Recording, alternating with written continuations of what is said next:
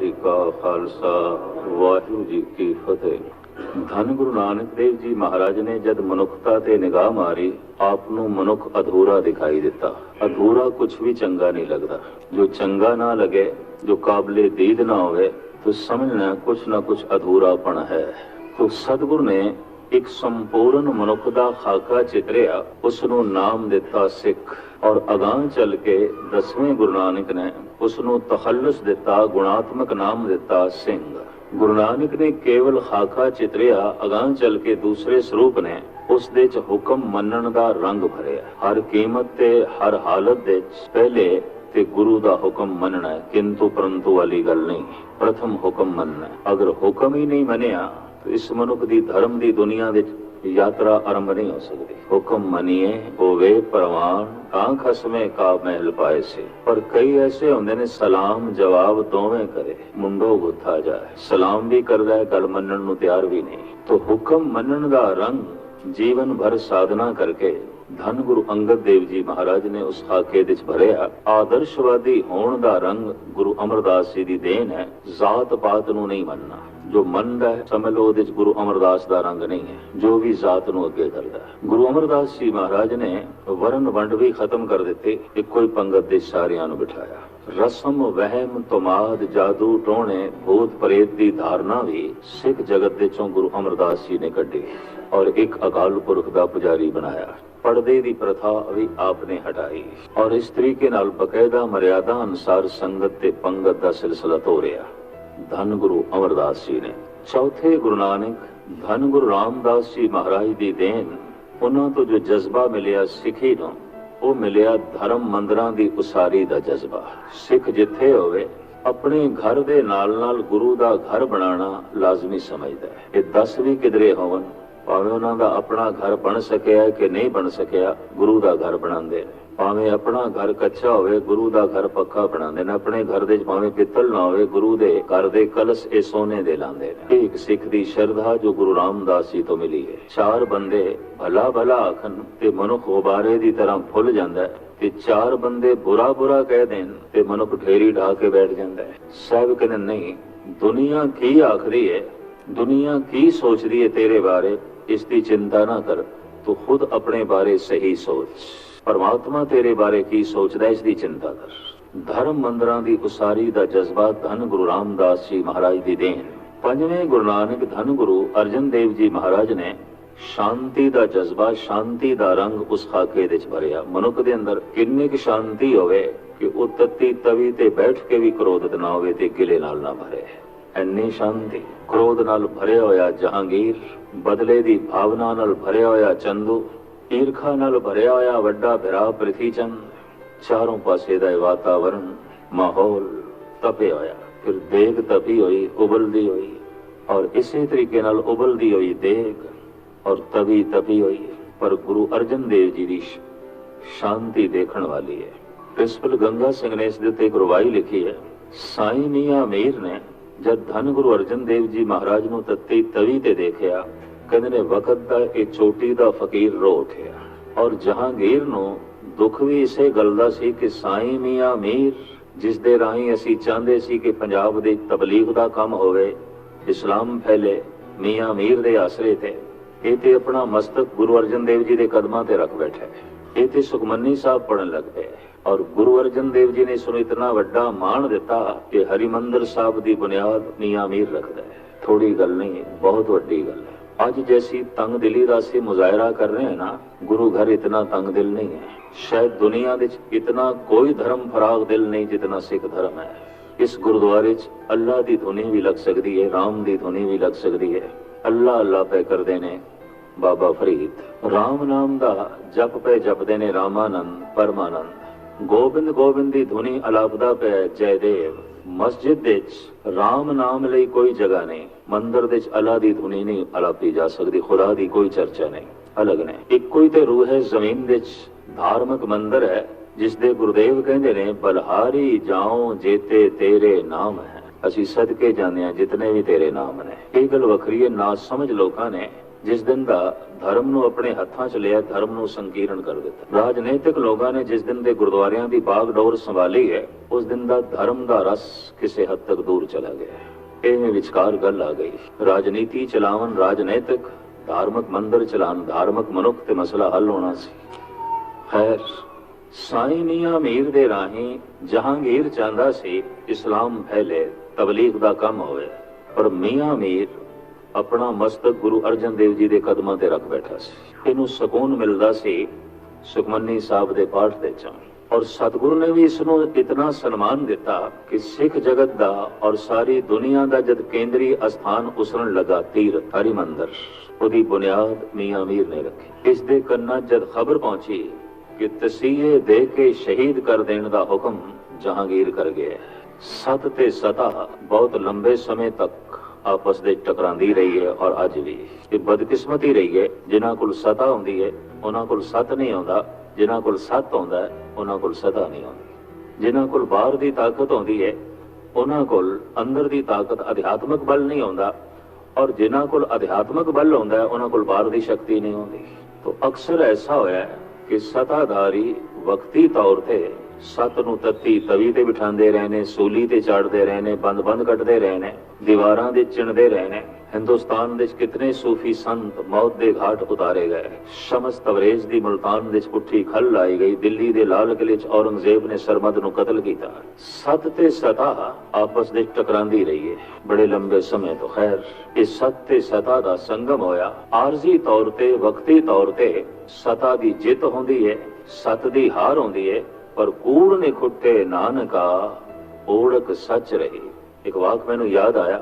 ਔਰੰਗਜ਼ੇਬ ਦੇ ਅਹਿਲਕਾਰਾਂ ਨੇ ਧੰਨ ਗੁਰੂ ਗੋਬਿੰਦ ਸਿੰਘ ਜੀ ਮਹਾਰਾਜ ਨੂੰ ਐਸਾ ਆਖਿਆ ਜੋ ਗੁਰੂ ਗੋਬਿੰਦ ਸਿੰਘ ਜੀ ਮਹਾਰਾਜ ਨਾਲ ਹਮਦਰਦੀ ਵੀ ਰੱਖਦੇ ਸਨ, ਔਰ ਗੁਰੂ ਗੋਬਿੰਦ ਸਿੰਘ ਜੀ ਤੋਂ ਪ੍ਰਭਾਵਿਤ ਵੀ ਸਨ। ਮਹਾਰਾਜ, ਜੇ ਤੁਸੀਂ ਆਖੋ ਤੁਹਾਡੀ ਸੁਲ੍ਹਾ ਕਰਾ ਦਈਏ। ਪਾਤਸ਼ਾਹ ਕਹਿਣ ਲੱਗੇ, ਸੁਲ੍ਹਾ ਦੀ ਕੋਈ ਕੀਮਤ, ਕਿਉਂਕਿ ਸੁਲ੍ਹਾ ਉਦੋਂ ਆਉਂਦੀ ਹੈ ਜਦ ਦੋਵੇਂ ਪਾਸੇ ਤੋਂ ਕੋਈ ਕੀਮਤ ਨਾ ਚੁਕਾਈ ਜਾਏ। ਅਹਿਲਕਾਰ ਕਹਿਣ ਲੱਗੇ, ਮਹਾਰਾਜ ਕੁਝ ਸ਼ਰਤ ਤੇ ਹੈ ਸੁਲ੍ਹਾ ਦੀ, ਕਿ ਤੁਸੀਂ ਹਾਰ ਮੰਨ ਲਓ, ਆਪਾਂ ਸੁਲ੍ਹਾ ਕਰਾ ਦਿੰਦੇ ਹਾਂ। ਸਾਹਿਬ ਕਹਿਣ ਲੱਗੇ, ਇਹ ਨਹੀਂ ਹੋ ਸਕਦਾ। ਤੇ ਪਤਾ ਹੈ ਅਹਿਲਕਾਰ ਕੀ ਕਹਿੰਦੇ ਨੇ? ਹਾਰ ਤੇ ਤੁਹਾਡੀ ਹੋ ਗਈ ਹੈ, ਕਿਲੇ ਤੁਹਾਡੇ ਢਹਿ ਢੇਰੀ ਹੋ ਗਏ ਨੇ, ਪਿਤਾ ਤੁਹਾਡਾ ਸ਼ਹੀਦ ਹੋ ਗਿਆ, ਚਾਰੇ ਬੱਚੇ ਤੁਹਾਡੇ ਮਾਰੇ ਜਾ ਚੁੱਕੇ ਨੇ, ਪਰਿਵਾਰ ਤੁਹਾਡਾ ਵਿਛੜ ਗਿਆ, ਸਿੰਘ ਸਾਰੇ ਹੀ ਮਾਰੇ ਜਾ ਚੁੱਕੇ ਨੇ, ਔਰ ਤੁਹਾਡੇ ਕੋਲ ਗੁਜ਼ਰ ਬਸਰ ਲਈ ਧਨ ਵੀ ਨਹੀਂ ਹੈ, ਤੁਹਾਡੀ ਜੇਬ ਵੀ ਖਾਲੀ, ਤੁਹਾਡੇ ਕੋਲ ਤੇ ਘੋੜਾ ਵੀ ਨਹੀਂ ਰਿਹਾ, ਤੁਹਾਡੇ ਕੋਲ ਤੇ ਕੁਝ ਵੀ ਨਹੀਂ ਰਿਹਾ। ਇਹ ਸਾਰੀਆਂ ਨਿਸ਼ਾਨੀਆਂ ਹਾਰ ਦੀਆਂ ਨੇ। ਤੁਸੀਂ ਇੱਕ ਸੰਤ ਹੋ, ਤੁਸੀਂ ਵਲੀ ਅੱਲਾ ਹੋ, ਤੁਸੀਂ ਪੀਰ ਹੋ, ਤੇ ਸੰਤ ਦਾ ਤੇ ਕੰਮ ਹੈ ਸਚਾਈ ਕਬੂਲ ਕਰ ਲਵੇ, ਤੇ ਸਚਾਈ ਇਹ ਹੈ ਤੁਹਾਡੀ ਹਾਰ ਹੋ ਗਈ ਹੈ,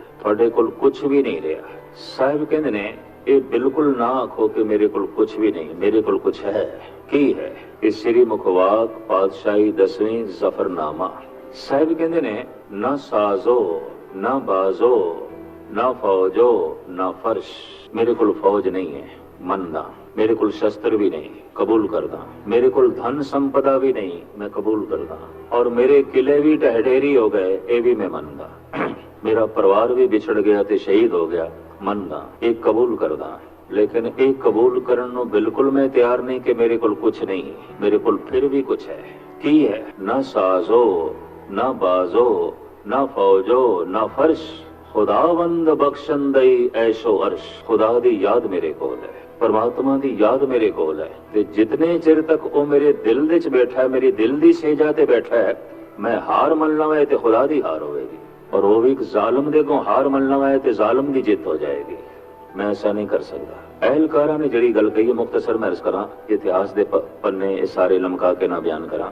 ਮਹਾਰਾਜ, ਤੁਸੀਂ ਸੰਤ ਹੋ, ਵਲੀ ਅੱਲਾ ਹੋ, ਸਚਾਈ ਕਬੂਲ ਕਰਨ ਦੇ ਸੰਕੋਚ ਨਾ ਕਰੋ, तो बेहतर है आप हार तस्लीम कर लो, पर इतनी सच्चाई ते कबूल कर लो कि सब कुछ तबाह हो गया। साहिब कबूल देने बड़ा निराला ढंग।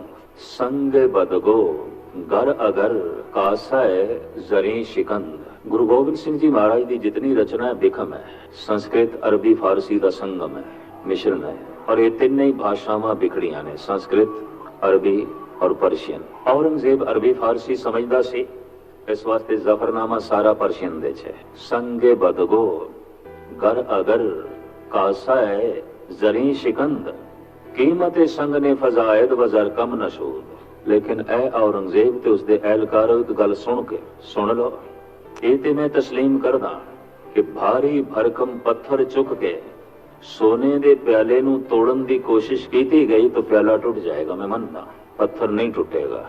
पर टूट के भी सोने की कीमत कोई घटनी नहीं और न टूट के भी पत्थर की कीमत कोई वधनी नहीं। टूट के भी मेरे बच्चे शहीद कहलाएंगे, न टूट के भी तू जालम कहलाएगा। टूट के भी मेरे पिता नूं शहीद कहणगे, न टूट के भी तू जालम बनया रहेगा। तेरी कीमत कोई वधनी नहीं, साडी कीमत कोई घटनी नहीं। उदाहरण बड़ा गजब का दिता है मेरे बादशाह ने, प्रमाण बड़ा गजब का दिता है। जब एहलकार कहण लगे फकीर हो तुसी, फकीरां दा एक काम शोभा नहीं देंदा शस्त्र चुकने। अवल ते भारत के तमाम अवतारी पुरुष शस्त्रधारी ने। धनुषबाण है राम कोल, सुदर्शन चक्र है श्री कृष्ण कोल, त्रिशूल शिवजी दे कोल है, गधा विष्णु दे कोल है, गधा हनुमान दे कोल है, परशुराम दे कोल कल्हाड़ा है। ये सारे अवतारी पुरुष अपने हाथ दे कोई ना कोई शस्त्र ले बैठे ने और पूजा उन्हां दी, और उन्होंने अपने राजपाट दी खातर शस्त्र चुके सन। धन गुरु गोबिंद सिंह जी महाराज ने देश दी रखिया, मजलूम दी रक्षा ते धर्म दी रक्षा लई जद शस्त्र चुक ले तो मैं देखना अज दे भी कुंद दिमाग दे बंदियां नूं इतराज है और उस वक्त औरंगजेब नूं भी इतराज। तुसी फकीर वली अल्लाह ये क्यों चुके? तो साहिब कहते ने बलाचार की दरमिया आमदम, मैं लाचार हो गया, तू मैनू लाचार कर देता। बलाचार की दरमिया आमदम पदद बीरो तीरो तो फंग आमदम, तू इतना मैनू लाचार कर देता, तू इंसाफ नू मनन नू इनकारी हो गया। सच दा तेरे उत्ते जद कोई असर ना होया, विचार जब तेरे तक पहुंचती नहीं सी, मजबूरन मैनू तलवार चुकनी पई। चुंकारस हमा हील ते दरगुजस्त अलालस्त बुरदम बशमशीर दस्त। पर महर्स करा इतनी वड्डी क्रांति, बहुत वड्डी शांति चो लंघी है। धन गुरु अर्जन देव जी महाराज की शांति। मीर खालू ने उस वक्त दा धार्मिक समाज आले दुआले शरीक, चंदू, जहांगीर, सारा माहौल तपे होया है। और जहांगीर औखा है कि ओ फकीर जिस दी सारी पंजाब दे प्रतिष्ठा है, ਅਸੀਂ ਚਾਹੁੰਦੇ ਸੀ ਇਹ ਤਬਲੀਗ ਦਾ ਕੰਮ ਕਰੇ। ਇਹਨੇ ਆਪਣਾ ਮਸਤਕ ਗੁਰੂ ਅਰਜਨ ਦੇਵ ਜੀ ਦੇ ਕਦਮਾਂ ਤੇ ਰੱਖੇ। ਇਹ ਸੁਖਮਨੀ ਸਾਹਿਬ ਦਾ ਪਾਠ ਕਰਨ ਲੱਗ ਪਿਆ, ਕੁਰਾਨ ਦੀ ਤਲਾਵਤ ਛੋੜ ਕੇ। ਔਰ ਸਿੱਖ ਜਗਤ ਦੇ और सारी दुनिया के सिरमौर तीरथ की बुनियाद महामीर जो है साईं मियां मीर तो धन गुरु अर्जन देव जी ने रखवाई। इस फकीर दे कन्ने जद ये बोल पे कि शांति का मुजस्मा अज तत्ती तवी ते बिठाया जाना है। शाही घराने तक पहुंच सी मियां मीर दी एकदम जा पहुंचे उस ठिकाने ते। भावें ये ऑर्डर दे के हुक्म दे के जहांगीर लाहौर तो निकल गया सी ताकि मेरे तक कोई पहुंचे ना सिफारिशी। ये मियां मीर रोया सतगुरु की हालत देखे। प्रिंसिपल गंगा सिंह ने अपने भाव संवाद गुरु अर्जन देव जी का ते मियां मीर का अपने एक नज़म दे इंज बयान किया है। सुन के हा सतगुरु ने मियां छोड़ो प्रीति चाम से, क्या हुआ तन तप गया मन शांत है हरि नाम से। और सतगुरु दे अपने वाक संस्कृति श्लोक गुरु अर्जन देव जी। न शीतलंग चंद्र देवे न शीतलंग बावन चंदने, न शीतलंग शीत रुतेण नानक शीतलंग साध सवज्जने। चंद्रमा कोई मन नू शीतलता नहीं देंदा, सर्दी दी रुत कोई मन नू शांति नहीं देंदी, चंदन दा लेप कोई मन नू ठंडा नहीं करदा। केवल परमात्मा दा नाम है जो मन नू शांत कर देंदा है। सर्दी दी रुत इहदे च भी मनुखां दे मन तपे रहिंदे ने, बर्फ पई पैंदी है मन दे च भांबड़ पे बलदे ने। ठंडा चंदन है पर अंदर कल्पनावां दी अग है। ठंडियां ये चंद्रमा दीयां किरणां ने और अंदर तृष्णा दे भांबड़ ने। कोई कितना शीतल हो सकता है? धन गुरु अर्जन देव जी महाराज एक प्रमाण ने, पर तब इतना शीतल, चारों पासे इतनी तपश, फिर भी मजाल है जबान तो कोई कौड़ा बचन निकले। आप तत्ती तवी ते बैठ के भी कहते हैं सेवक की ओढ़क निभही प्रीत, जीवत साहिब सेव्यो अपना चलते राख्यो चित। हे प्रभु शुक्राना अंतिम समय तक प्रीत निभ गई, मैं गिला नहीं कीता तेरे ते, इंज मैं कबूल कर लिया जो भी हुक्म। तो मैं अक्सर अर्ज करता हूं ना, हुक्म की है, वास्तव हुक्म की है। जो हुआ हो वत्सो जाने प्रभ अपने का हुक्म पछाने। परमात्मा का हुक्म की है जिसनु मनना है। जो हो गया ये हुक्म है। जो हुआ हो वत्सो जाने, जो हो गया है उन्हों होन हार करके जाने होना ही सी। ये दिन होया है होना ही सी, हुक्म। रात होई है ये होनी सी, एक हुक्म। जन्म होया है होना ही सी, एक हुक्म। मरण होया है होना ही सी, हुक्म। जवानी आई है ये आवनी सी, एक हुक्म प्रभु का हुक्म। पर वृद्धावस्था आई है ते आवनी सी, एक हुक्म। नफा होया है होना ही सी, एक हुक्म। पर नुकसान होया है होना ही सी, एक हुक्म। ਕਰਮਾਂ ਦੀ ਖੇਡ ਔਰ ਪ੍ਰਮਾਤਮਾ ਦਾ ਵਿਧਾਨ, ਉਸ ਦਾ ਹੁਕਮ ਉਸ ਦੇ ਉੱਤੇ। ਇੱਜ਼ਤ ਮਿਲੀ ਹੈ, ਮਿਲਣੀ ਸੀ ਇੱਕ ਹੁਕਮ, ਬੇਇੱਜ਼ਤੀ ਹੋ ਗਈ ਹੈ, ਹੋਣੀ ਸੀ ਇੱਕ ਹੁਕਮ। ਜੋ ਹੋਆ ਉਹ ਵਤ ਸੋ ਜਾਣੇ, ਜੋ ਹੋ ਗਿਆ ਉਹਨੂੰ ਸਮਝ ਲੈ, ਹੋਣਾ ਹੀ ਸੀ। ਆਪਣੇ ਪਰਮਾਤਮਾ ਦਾ ਹੁਕਮ ਪਛਾਣੇ, ਸਮਝੇ ਤੇ ਮੰਨੇ। ਹੁਕਮ ਕੀ ਹੈ? ਜੋ ਹੋ ਗਿਆ ਹੋਣਾ ਹੀ ਸੀ। ਦੁਨੀਆ ਕਿਉਂ ਰੋ ਰਹੀ ਹੈ? ਜੋ ਹੋ ਗਿਆ ਨਹੀਂ ਹੋਣਾ ਚਾਹੀਦਾ ਸੀ, ਕਿਉਂ ਹੋਇਆ? ਉਹ ਤੇ ਹੋਣਾ ਸੀ। ਇਤਨੀ ਮਹਿਰਜ ਕਰਦੇ ਹਾਂ। ਜੋ ਹੋਆ ਉਹ ਵਤ ਸੋ ਜਾਣੇ, ਕਿਸ ਤਰ੍ਹਾਂ? ਜੇ ਸਮਝੋਗੇ ਕਿ ਉਸ ਦਾ ਹੁਕਮ ਕੀ ਹੈ, ਕਿਉਂਕਿ ਹੁਕਮ ਰਜ਼ਾਈ ਚੱਲਣਾ ਨਾਨਕ ਲਿਖਿਆ ਨਾਲ, ਜੋ ਹੋ ਗਿਆ ਹੋਣਾ ਹੀ ਸੀ। ਇਹੀ ਪ੍ਰਭੂ ਦੀ ਰਜ਼ਾ ਸੀ। ਨਿੱਕਾ ਜਿਹਾ ਕੰਡਾ ਲੱਗ ਜਾਏ, ਮਨੁੱਖ ਕਹਿੰਦੇ ਪਤਾ ਨਹੀਂ ਰੱਬ ਹੈ ਕਿ ਨਹੀਂ। ਛੋਟੀ ਜਿਹਾ ਘਟਨਾ ਘਟ ਜਾਏ, ਮਨੁੱਖ ਗਿਲਿਆਂ ਨਾਲ ਭਰ ਜਾਂਦਾ ਹੈ। ਪਰ ਕੋਈ ਤੱਤੀ ਤਵੀ ਤੇ ਬੈਠ ਕੇ ਭੁੱਖਾ ਪਿਆਸਾ ਵੀ ਇਹ ਕਹਿ ਸਕਦਾ ਹੈ, ਆ ਗਿਆ ਮੈਂ ਭੂਖ ਸੋਈ ਕਰ ਸੂਖਾ, ਸੋਗ ਹਰਖ ਨਹੀਂ ਜਾਣਿਓ, ਜੋ ਜੋ ਹੁਕਮ ਭਇਓ ਸਾਹਿਬ ਕਾ, ਸੋ ਮਾਥੇ ਲੈ ਮਾਨਿਆ। ਜੋ ਵੀ ਉਸ ਦਾ ਹੁਕਮ ਹੋਇਆ ਮੈਂ ਉਹਨੂੰ ਖਿੜੇ ਮੱਥੇ ਮੰਨ ਲਿਆ। ਤੇ ਹੁਕਮ ਕੀ ਹੋ? ਜੋ ਹੋ ਗਿਆ ਹੁਕਮ। ਮਹਿਰਜ ਕਰਾਂ, ਮਨੁੱਖ ਅੱਧਾ ਹੁਕਮ ਕਬੂਲ ਕਰ ਸਕਦਾ, ਸਾਰਾ ਨਹੀਂ। ਜਨਮ ਹੋਇਆ ਹੈ, ਹੋਣਾ ਹੀ ਸੀ ਇਹ ਹੁਕਮ ਕਬੂਲ। ਮਰਨ ਹੋਇਆ ਹੀ, ਹੋਣਾ ਸੀ ਇੱਕ ਹੁਕਮ, ਇਹ ਕਬੂਲ ਨਹੀਂ। ਜਵਾਨੀ ਆਈ ਹੈ, ਆਉਣੀ ਸੀ ਇੱਕ ਹੁਕਮ ਕਬੂਲ। ਬੁਢੇਪਾ ਆਇਆ ਹੈ, ਇਹ ਆਉਣਾ ਹੀ ਸੀ ਇੱਕ ਹੁਕਮ ਕਬੂਲ ਨਹੀਂ ਹੈ, ਪ੍ਰਵਾਨ ਨਹੀਂ ਹੈ, ਤਸਲੀਮ ਨਹੀਂ ਹੈ। ਨਫਾ ਹੋਇਆ ਹੈ, ਹੋਣਾ ਹੀ ਸੀ ਇੱਕ ਹੁਕਮ ਕਬੂਲ। ਪਰ ਨੁਕਸਾਨ ਹੋ ਗਿਆ ਹੈ, ਹੋਣਾ ਹੀ ਸੀ ਇੱਕ ਹੁਕਮ, ਇਹ ਕਬੂਲ ਨਹੀਂ ਹੈ, ਇਹ ਪ੍ਰਵਾਨ ਨਹੀਂ ਹੈ। ਔਰ ਅੱਧਾ ਹੁਕਮ ਮੰਨਣਾ, ਅੱਧਾ ਨਾ ਮੰਨਣਾ, ਸਮਝ ਲਓ ਸਾਰਾ ਹੀ ਨਹੀਂ ਮੰਨਿਆ। ਇਹ ਵੀ ਮਹਿਰਜ ਕਰਦੇ। ਉਹਨੇ ਹੁਕਮ ਨੂੰ ਸਮਝਿਆ ਹੀ ਨਹੀਂ। ਕਹੋ ਨਾਨਕ ਜਿਨ ਹੁਕਮ ਪਛਾਤਾ, ਪ੍ਰਭ ਸਾਹਿਬ ਕਾ ਤਿਨ ਭੇਦ ਜਾਤਾ। ਕਿਤਨਾ ਵੀ ਖਪ ਜਾ, ਜੋ ਕੁਝ ਹੋ ਗਿਆ ਹੋਣਾ ਹੀ ਸੀ। ਪਿੱਛੋਂ ਕਰਮਾਂ ਦੀ ਸ਼ੰਖਲਾ, ਪਿੱਛੋਂ ਲੰਬਾ ਚੌੜਾ ਵਿਧਾਨ, ਪਰ ਜੋ ਹੋ ਗਿਆ ਇਹਨੂੰ ਸਮਝੀ ਹੋਣਾ ਹੀ ਸੀ। ਬਸ ਇਸ ਨੂੰ ਤਸਲੀਮ ਕਰ ਲੈ, ਇਹਨੂੰ ਕਬੂਲ ਕਰ ਲੈ। ਬੜੀ ਲੰਬੀ ਚੌੜੀ ਵਿਆਖਿਆ। ਹੁਕਮ ਮੰਨਣ ਦੀ ਮੂਰਤੀ ਵੇਖਣੀ ਹੋਵੇ ਤੇ ਇੱਕੋ ਹੀ ਨਾਮ ਸਾਹਮਣੇ ਆਉਂਦਾ, ਧੰਨ ਗੁਰੂ ਅਰਜਨ ਦੇਵ ਜੀ। ਪਰ ਇਸ ਨਿਰਮਾਣਤਾ ਨੂੰ, ਇਸ ਸਹਿਨਸ਼ੀਲਤਾ ਨੂੰ, ਇਸ ਸ਼ਾਂਤੀ ਨੂੰ ਕੋਈ ਬੁਜ਼ਦਿਲੀ ਨਾ ਸਮਝ ਲਵੇ, ਕੋਈ ਕਾਇਰਤਾ ਨਾ ਸਮਝ ਲਵੇ, ਤਾਂ ਗੁਰੂ ਨਾਨਕ ਦੇ 6ਵੇਂ ਰੂਪ ਧੰਨ ਗੁਰੂ ਹਰਗੋਬਿੰਦ ਸਾਹਿਬ ਜੀ ਮਹਾਰਾਜ ਨੇ ਕ੍ਰਾਂਤੀ ਦਾ ਰੂਪ ਧਾਰਨ ਕਰ ਲਿਆ। ਤਲਵਾਰ ਚੁੱਕ ਲਈ। ਇਸ ਸ਼ਾਂਤੀ ਦੇ ਚੋਂ ਕ੍ਰਾਂਤੀ ਨਿਕਲੀ, ਇਸ ਸਬਰ ਦੇ ਚੋਂ ਤਲਵਾਰ ਨਿਕਲੀ। ਇਸ ਨੂੰ ਇਸ ਤਰ੍ਹਾਂ ਲਈਏ। ਮੈਂ ਆਪਣੀ ਘਟਨਾ ਵੀ ਤੁਹਾਨੂੰ ਸਰਵਣ ਕਰਾ ਦਿਆਂ, ਸਾਹਮਣੇ ਆ ਗਈ, ਮੈਂ ਪਿੱਛੇ ਨਾ ਮੋੜਾ। ਮੈਂ ਬੰਗਲਾ ਸਾਹਿਬ, ਸੀਸਗੰਜ ਸਾਹਿਬ ਲੜੀਵਾਰ ਕਥਾ ਚੱਲਦੀ ਹੈ ਗੁਰੂ ਗ੍ਰੰਥ ਸਾਹਿਬ ਜੀ ਮਹਾਰਾਜ ਦੀ। ਪਿਛਲੇ ਸਾਲ ਹੀ ਦਾਸ ਭੋਗ ਪਾ ਕੇ ਆਇਆ ਹੈ।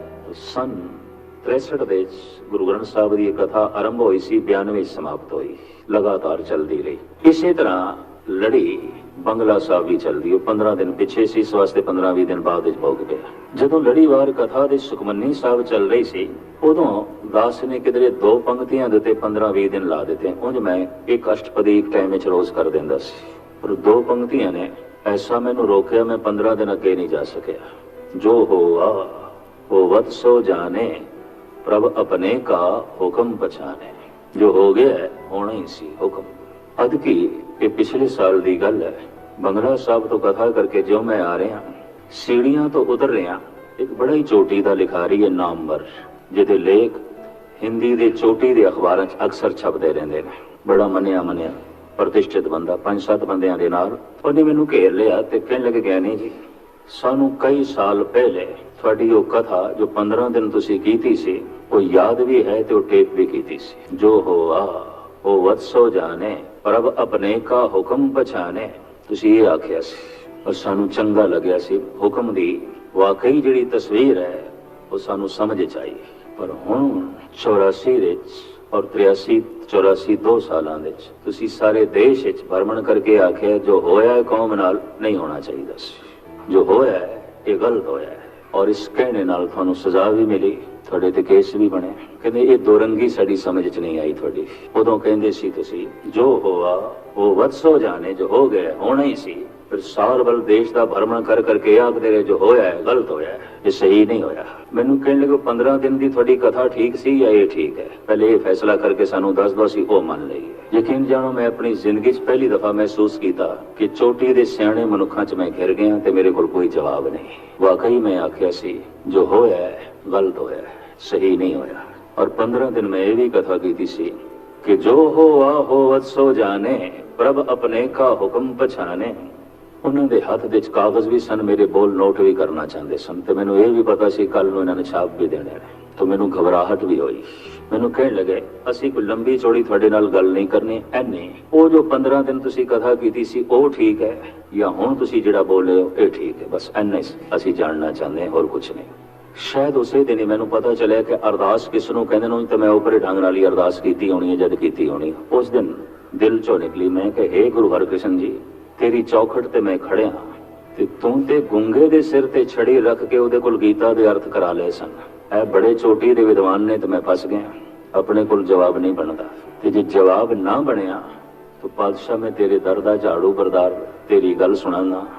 ਅੱਜ ਮੇਰੀ ਲੱਜਾ ਰੱਖਣੀ ਹੈ, ਇਹਨਾਂ ਕੋਲ ਮੈਂ ਅੱਜ ਸੁਰਖਰੂ ਹੋਣਾ ਚਾਹੀਦਾ ਹੈ, ਅੱਜ ਬੇਇੱਜ਼ਤ ਨਹੀਂ ਹੋਣਾ ਚਾਹੁੰਦਾ।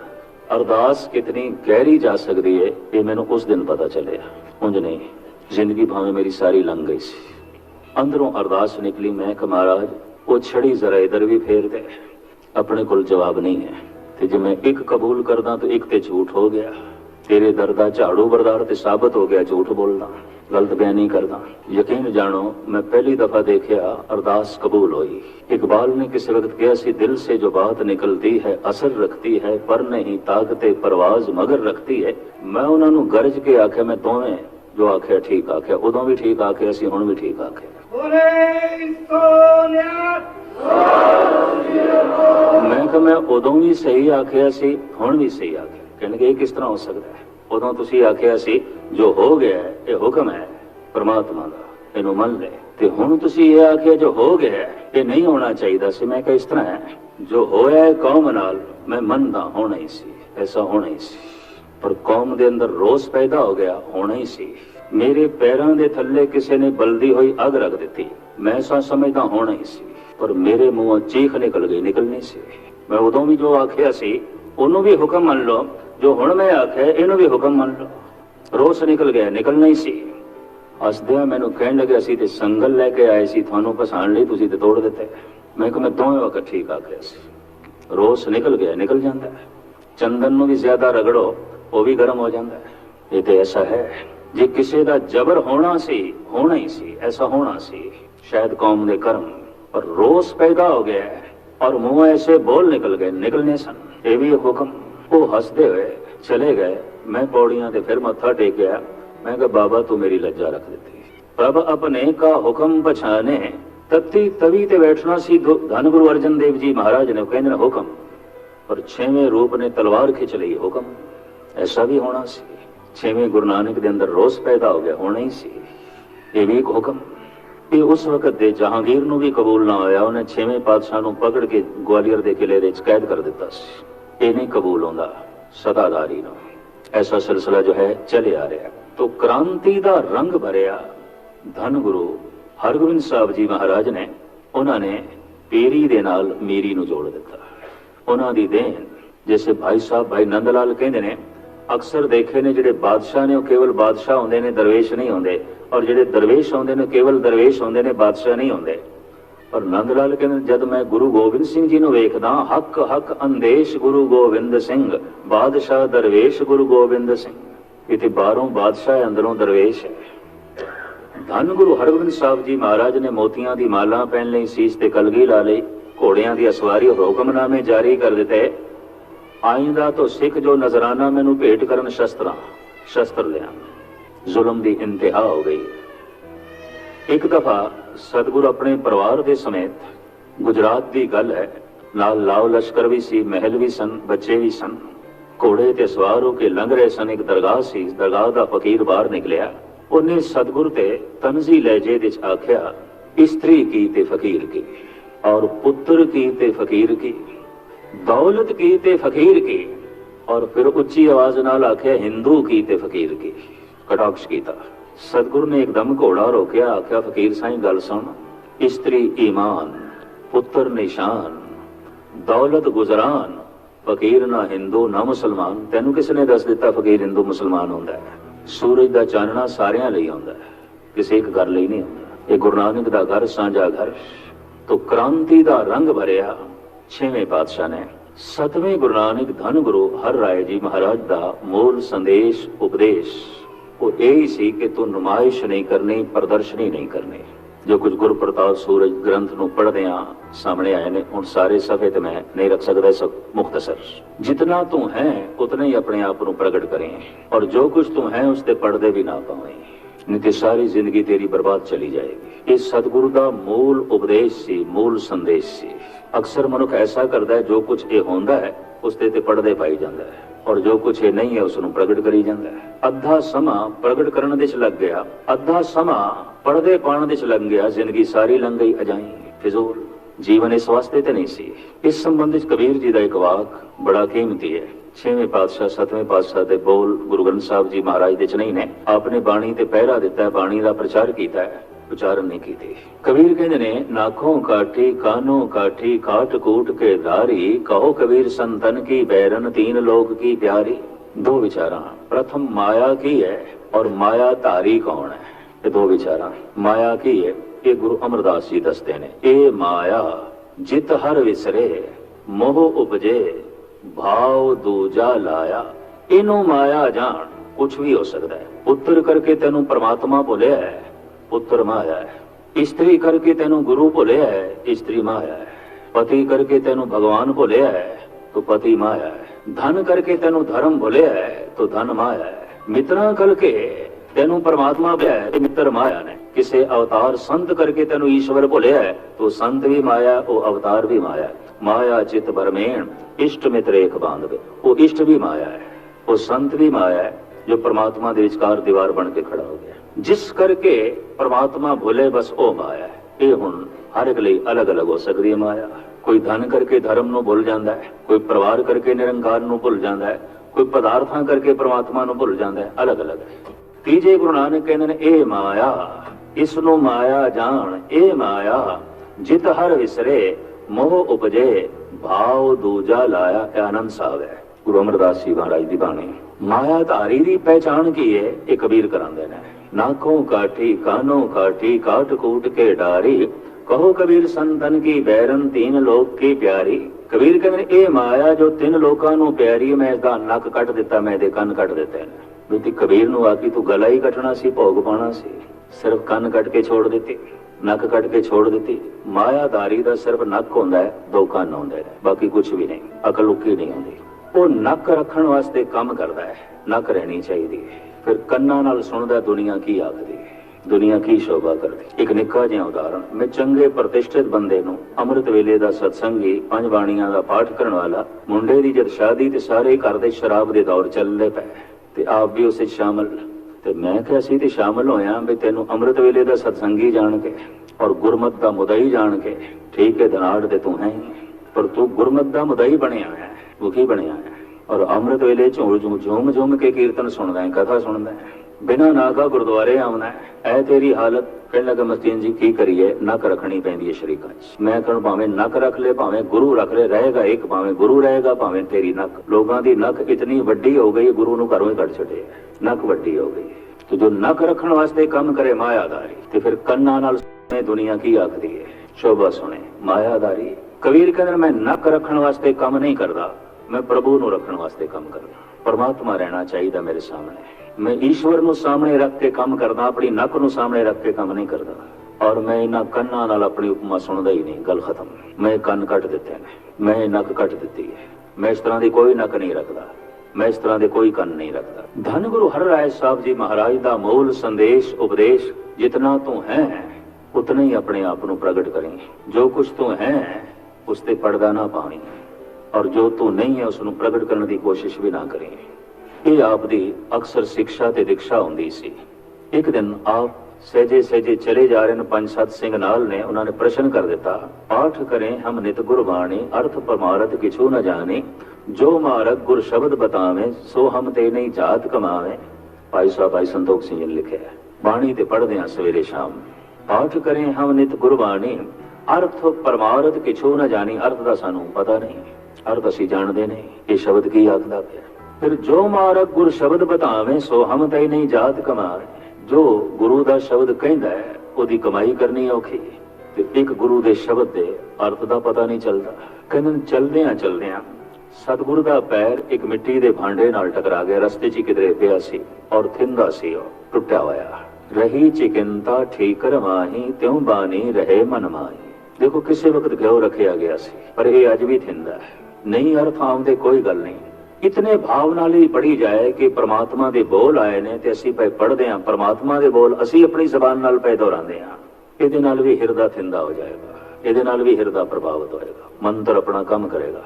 जे तेनू इतना ज्ञान ना होए पानी किवें बनदा पे पींदियां प्यास ते मिटेगी। जे तेनू इतना ना बोध होवे भोजन किवें बनाया गया, किवें पकाया गया, ना तेनू ज्ञान होवे खांदियां भुख ते मिटेगी। जे तेनू बाणी दे अर्थ नहीं आउंदे ते ना सही जपदे इस बाणी ने प्रभाव ते पाना तेरे ते। गुरु दे बोल, प्रभु दे बोल, परमात्मा दे बोल ये स्पष्ट कीता धन गुरु हर राय साहब जी महाराज ने। आखे बाणी पढ़दे जाना है और अपनी नुमाइश नहीं करनी। क्रांति दा रंग भरिया छेवें गुरु नानक, शांति दा रंग भरिया पंजवें गुरु नानक ने। धर्म मंदिरां दी उसारी दा जज्बा दिता धन गुरु रामदास जी महाराज ने। आदर्शवादी होने की शिक्षा दी गुरु अमरदास जी ने। जात पात नूं हटाया गुरु अमरदास जी ने और हुक्म मनण दा रंग भरिया धन गुरु अंगद देव जी महाराज ने। वो जो सिख दा खाका चितरिया इस ढंग दी इसकी रूप रेखा बनती गई। अगां चल के 8वें गुरु नानक, 9वें गुरु नानक, 10वें गुरु नानक की की देन। ये दास कल दोपहर के समय जो 2 ਤੋਂ 3 दास ने हाजिरी भरनी है तो फिर शाम ਨੂੰ फिर विचारां करांगे। समा हो गया। वाहिगुरू जी का खालसा, वाहिगुरू जी की फतेह।